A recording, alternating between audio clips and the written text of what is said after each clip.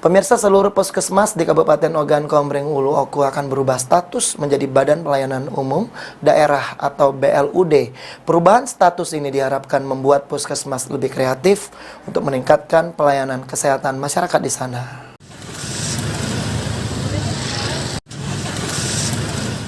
Seluruh puskesmas di Kabupaten Ogan Komering Ulu akan berubah status menjadi Badan Layanan Umum Daerah atau BLUD. Perubahan status diharapkan membuat puskesmas lebih kreatif untuk meningkatkan pelayanan kesehatan masyarakat. Sejauh ini puskesmas di Oku sendiri dinilai layak berubah menjadi BLUD di tahun depan karena sudah terakreditasi. PLT Kepala Dinas Kesehatan Oku, Rozali, menjelaskan pihaknya terus berupaya mendorong seluruh puskesmas untuk segera berubah status menjadi BLUD sehingga pelayanan kesehatan prima segera bisa dipenuhi. Sebagai bentuk persiapan, Dinkes Oku akan melakukan kajian studi banding dengan daerah yang puskesmasnya sudah menerapkan BLUD. Nantinya bila telah menjadi BLUD, ada keuntungan yang bisa didapatkan oleh puskesmas.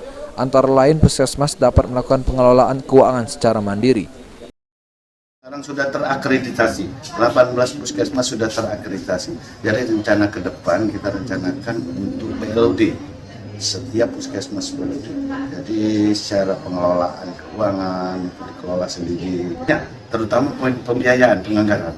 Dari Pemkab masih tetap penganggaran dan lagi dari puskesmas sendiri dia bisa eksplor. Contoh, mulai dari lahan parkir. Dia bisa parkirnya itu masuk dalam.